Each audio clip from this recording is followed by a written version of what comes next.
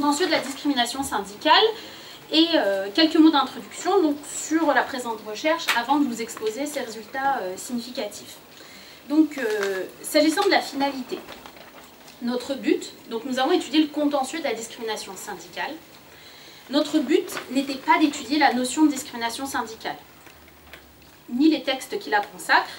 Et pour ces questions-là, je vous renvoie à la présentation faite par Marie Mercabras. Notre but était plutôt d'analyser dans quelle mesure les personnes, ou plutôt les justiciables, agissent en justice sur la base des textes ayant pour objet la discrimination syndicale.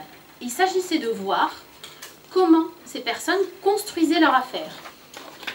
En somme, de voir comment la lutte contre la discrimination syndicale se passe sur le terrain juridique. Donc pour ça, nous avons dépouillé des centaines d'arrêts sur la base Jurica, c'est la base du ministère du Travail. Sur le dernier, alors c'était entre 2012 et 2014, et nous avons fait un petit échantillon pour le dernier trimestre, qui est en général le trimestre le plus chargé, pour essayer d'avoir un panel un peu significatif. Donc notre but était de dresser un état des lieux, une photographie du contentieux de la discrimination syndicale, pour comprendre ses principales caractéristiques.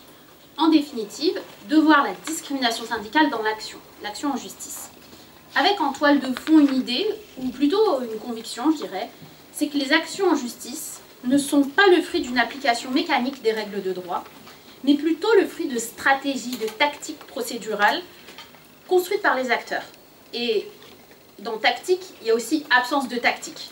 Vous le verrez après. Donc, dans un premier temps, je vous exposerai la physionomie globale, la typologie de ce contentieux, donc une espèce de panorama. Et puis, dans un second temps, j'essaierai de faire un focus plus particulier sur l'ambiguïté de certains types d'actions et sur la construction de certaines actions qui prêtent à discussion, en tout cas sur le terrain des catégories purement juridiques.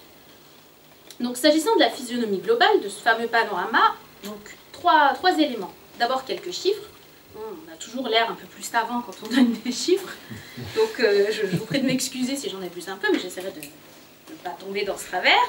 Ensuite, je vous exposerai les caractéristiques de ce contentieux pour enfin vous présenter certains types de litiges, des litiges collectifs qui sont construits collectivement avant même la consécration de l'action de groupe. Donc on voit bien l'imagination des demandeurs lorsqu'ils vont en justice. Donc s'agissant du contentieux en chiffres, donc, ce qu'il faut savoir, c'est que l'invocation des discriminations syndicales est d'abord le fait des salariés devant les juridictions civiles et pas des syndicats. C'est majoritairement des salariés à titre individuel. Devant la Cour de cassation, nous avons un total de 253 décisions rendues sur ce thème, avec 236 devant la Chambre sociale, seulement 15 décisions devant la Chambre criminelle. Ça, je crois que c'est assez significatif, on en reparlera peut-être. Et 2 décisions devant la Chambre civile pour les questions liées à la procédure civile, notamment à la production de pièces. En comparaison, les litiges administratifs sont extrêmement peu nombreux, puisqu'il y a simplement 41 décisions devant le Conseil d'État. Donc ces chiffres, de quoi témoignent-ils? Ils montrent une répartition du contentieux qui est essentiellement tournée vers la réparation des préjudices individuels, et je crois que c'est un élément important, tandis que l'action pénale et la voie administrative sont des voies un peu résiduelles. Les demandeurs n'agissent pas sur ces terrains-là, pourtant ils le pourraient, mais ils ne vont pas sur ces terrains-là. Alors, l'objet de ces demandes est principalement une réparation pécuniaire du préjudice subi. Il y a seulement 2 demandes de réintégration et 5 demandes de nullité du licenciement sans demande de réintégration. Donc on voit bien cette présentation chiffrée de la discrimination syndicale nous donne une espèce de vision, un peu partielle et partielle bien entendu, mais de ce que peut être la discrimination syndicale lorsqu'elle est invoquée en justice. Dans un second temps, donc, je vais vous parler des caractéristiques de ces décisions lorsqu'elles sont intentées sur le champ prud'homal. Pourquoi pas sur le champ pénal ou administratif? Parce que précisément, le nombre de décisions est si faible qu'on ne peut pas avoir une lecture un peu significative. Donc je ne me risquerai pas à aller sur ce terrain-là parce que ce serait généralisé à partir de petits détails. Donc je vais me concentrer essentiellement sur les litiges prud'homaux. Les litiges prud'homaux que peut-on observer à partir de l'analyse du contentieux? Eh bien, 3 éléments. Premièrement, c'est que les litiges qui portent exclusivement sur la discrimination syndicale, qui ont exclusivement la discrimination syndicale comme objet, sont des litiges particuliers. On reviendra dessus. Deuxièmement, il y a des types de litiges qui consistent à invoquer la discrimination syndicale en plus d'autres fondements juridiques. Et troisièmement, troisième type de litige que nous avons observé, sont des objets qui sont moins bien identifiés, un peu filandreux. La discrimination syndicale est invoquée de manière un peu rhétorique, parce qu'au fond, elle n'est pas argumentée sur le plan juridique.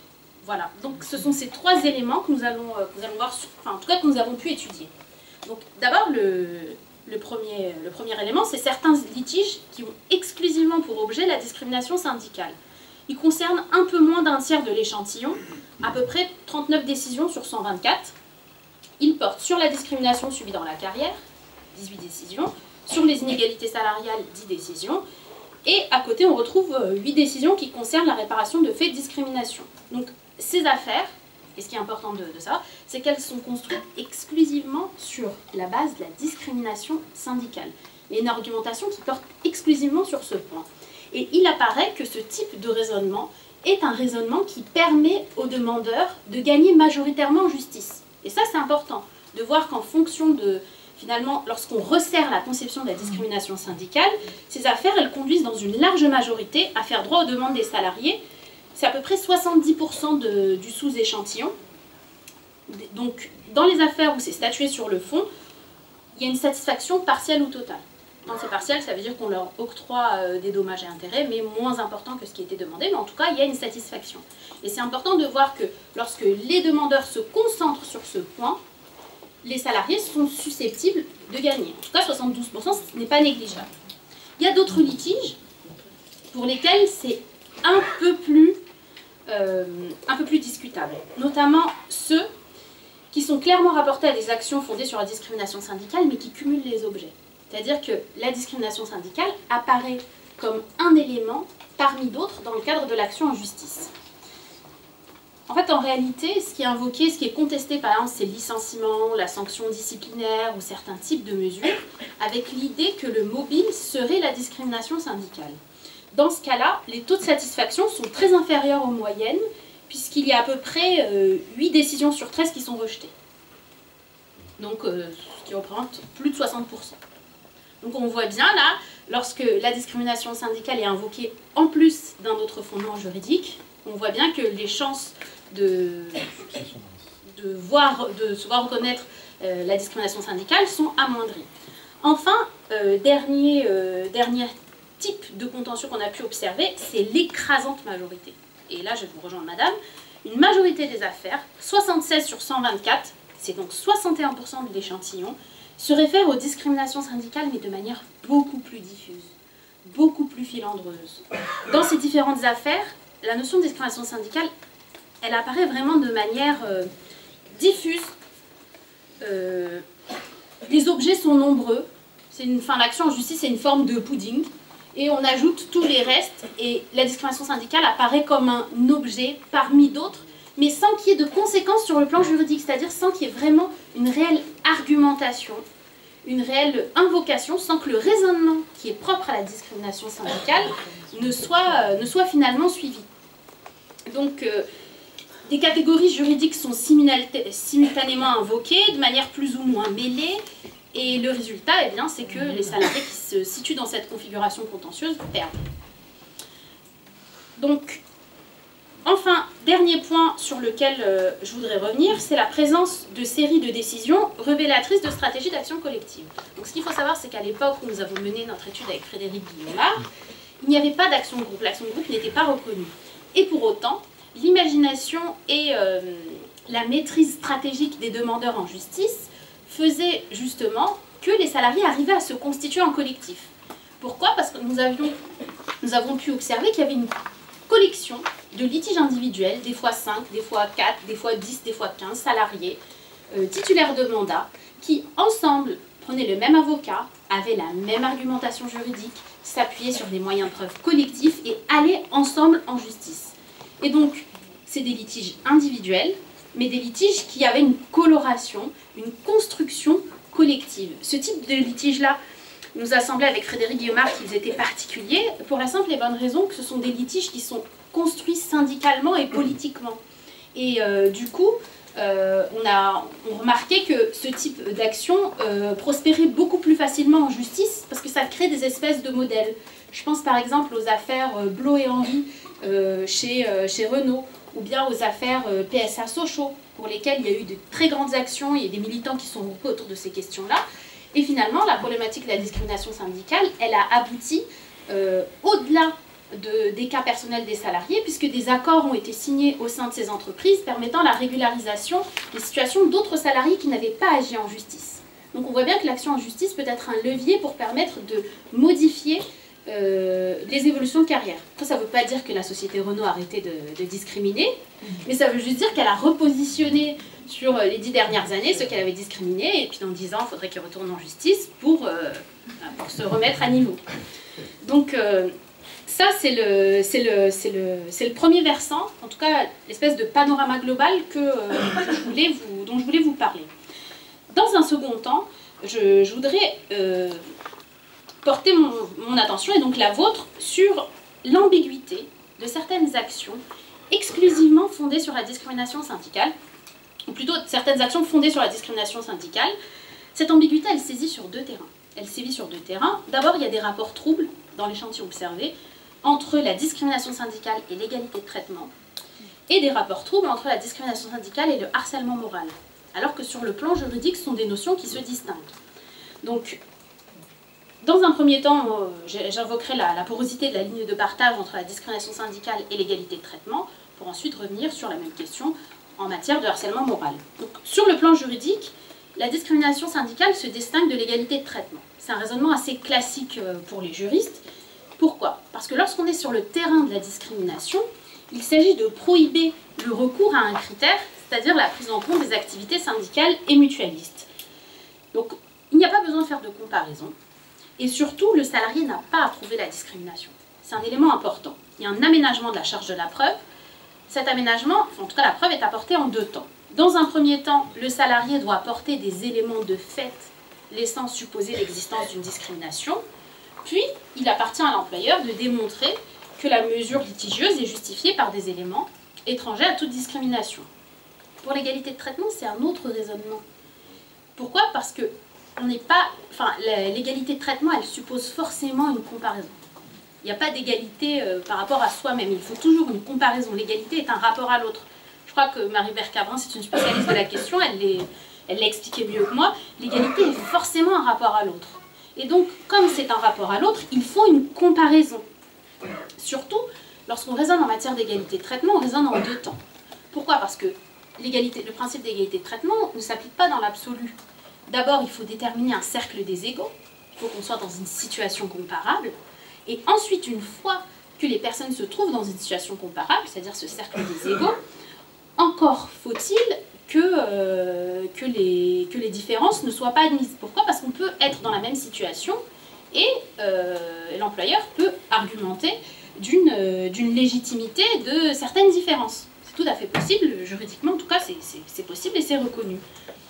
Donc, quand on construit une action sur le champ de la discrimination syndicale, c'est pas le même raisonnement. A priori, en tant que juriste, on s'attendait à avoir un autre type de raisonnement que celui pour l'égalité de traitement. Parce que l'égalité de traitement, je vous ai dit, on raisonne par rapport à la comparaison, par rapport aux autres, à déterminer un cercle des égaux, alors qu'en matière de discrimination syndicale, on n'a pas besoin de comparaison, il suffit d'apporter des éléments de fait, quels qu'ils soient, mais en tout cas des éléments de fait. Okay. Or, on a observé qu'il existait un véritable glissement par le truchement des panels. Donc, qu'est-ce qu'un panel? C'est une preuve statistique, il s'agit de comparer un échantillon de salariés recrutés à la même époque avec un niveau de formation et de qualification équivalent pour voir comment s'opère leur progression de carrière et pour voir le décrochement au moment de la prise de mandat. Celui-ci n'est pas en soi un facteur d'ambiguïté, c'est pas parce que des demandeurs en justice utilisent le panel que leur action elle est ambiguë. En revanche, cette méthode, ce moyen de preuve, est l'objet de glissement des affaires vers les questions d'égalité de traitement.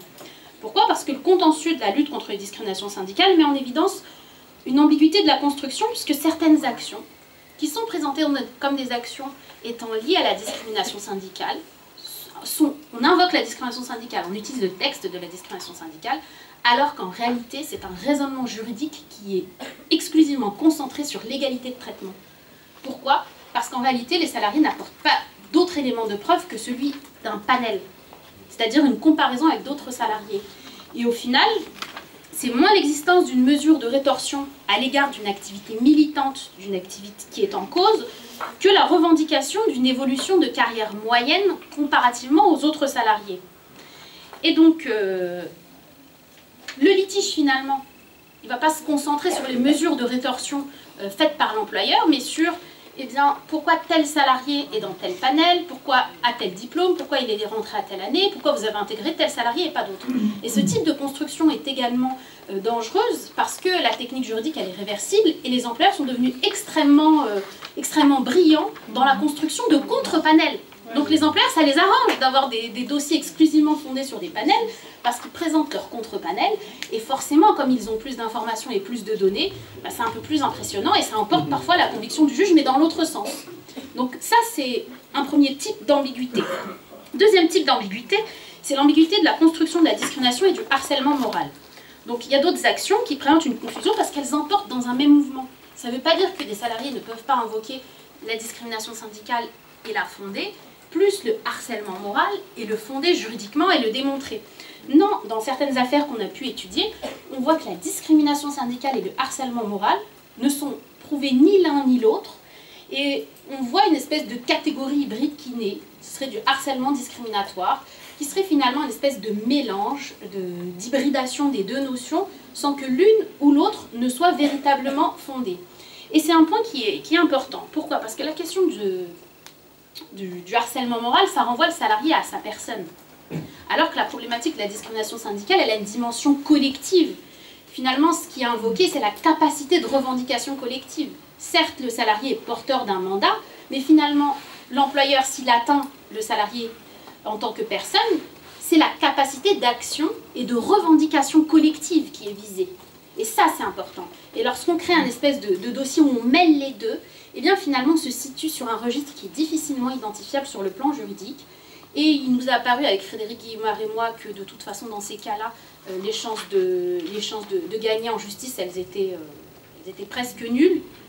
Et puis surtout, ça faisait perdre à la discrimination syndicale sa dimension collective, qui est essentiellement fondamentale. Parce que, au fond, invoquer la discrimination syndicale en justice, c'est aussi un levier pour garder une capacité d'action collective. Donc, en guise de conclusion, je fais une conclusion sur d'autres éléments, si vous me permettez. Les armes juridiques tenant à la discrimination syndicale sont insuffisamment utilisées et exploitées. Il apparaît qu'ils sont clairement insuffisamment utilisés et exploités. Mais ce sur quoi il faut être extrêmement attentif, c'est que c'est de la part des salariés et des syndicats qu'ils sont insuffisamment utilisés et exploités. Parce que de l'autre côté, de la part des employeurs, les pratiques discriminatoires se sophistiquent et on assiste à des arguments juridiques à front renversé. Je vais vous donner deux exemples, notamment c'était chez Ikea. C'est un délégué syndical qui a été attaqué au pénal pour harcèlement moral à l'égard de la direction. Et il a fait 48 heures de garde à vue. Il a été licencié. Oui. Autre exemple tiré du livre de Marie-Laure Dufresne-Castet. Il a été licencié pour oui. faute grave ou pour absence irrégulière? Non, non, pour faute grave. Ah, d'accord. 48 heures de garde à vue, il faut justifier.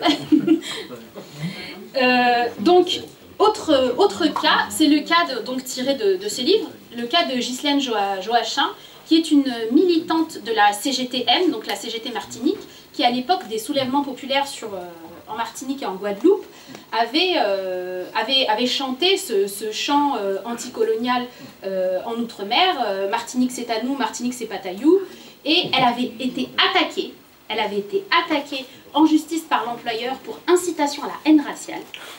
Eh oui. Donc le descendant de Becquet attaque une syndicaliste descendante d'esclaves pour incitation à la haine raciale parce qu'elle a chanté un chant. Et il s'est trouvé un procureur pour poursuivre. Il s'est trouvé un juge devant le tribunal correctionnel pour la condamner en première instance. Et fort heureusement, en appel, elle a été relaxée. mais il a fallu tout de même attendre l'appel. Donc oui, bah, vous pourrez lire l'anecdote dans ce livre, et ce sur quoi vraiment je voulais mettre l'accent pour conclure, c'est que si les salariés, eux, n'invoquent pas de manière efficiente et suffisamment élaborée et sophistiquée la problématique de la discrimination syndicale, de l'autre côté, les employeurs le font de manière très efficace, ils trouvent des procureurs pour poursuivre, et donc c'est sur ce point, il me semble, qu'il y a un certain nombre d'efforts à faire et qu'il faut maintenir la pression. Voilà, je vous remercie.